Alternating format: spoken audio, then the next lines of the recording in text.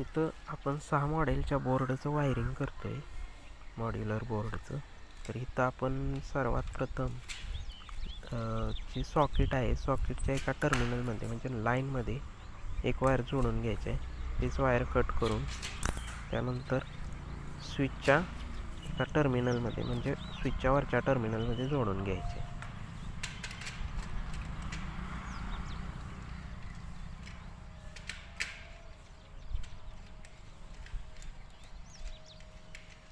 हे जोडलेले आहे बघा वायर.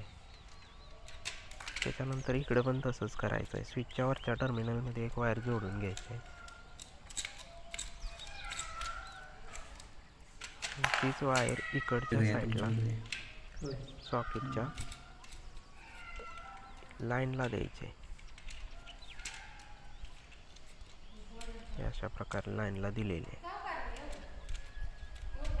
इकडे जे वर स्विच दिसत आहे ह्याच्यामध्ये एका खालच्या टर्मिनलमध्ये रेग्युलेटरचे एक वायर जोडून घ्यायचे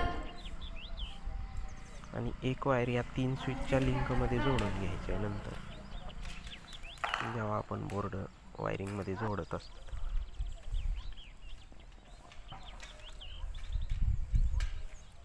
तर आता आर्थिंग जोडून घ्यायचं. आर्थिंगची लिंक टाकून घ्यायची दोन.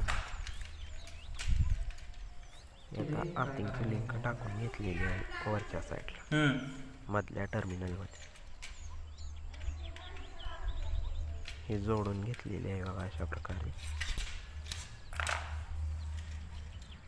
त्याच्यानंतर न्यूट्रलची लिंक टाकून घ्यायची आहे. न्यूट्रल म्हणजे उजव्या साईडला जो टर्मिनल दिसतोय त्याच्यात ही न्यूट्रलची लिंक टाकून घेतलेली आहे. दोन्ही साईडला टाकून घ्यायची आणि तिथं मग वरून लाईन येणारे न्यूट्रलची वायर जोडायची. इथं आता दुसरी न्यूट्रलची वायर जोडायची आपल्या वायरिंग. ते जोडून घेतलेले. आता ही झाली न्यूट्रलची लिंक टाकून. अशा प्रकारे आपलं वायरिंग. आता हे इथं खालच्या साईडला एक लिंक टाकून घ्यायची आहे 2 स्विचच्या. सॉकेटला जे सप्लाय जाणार आहे त्याच्या 2 स्विचला एक लिंक टाकून घ्यायचे आणि तीच वायर वरच्या साईडला वरच्या स्विचमध्ये जिथं आपण सप्लाय देणार आहे तिथं जोडून घ्यायचे. अशा प्रकारे वायरिंग आपलं पूर्ण झालेलं आहे.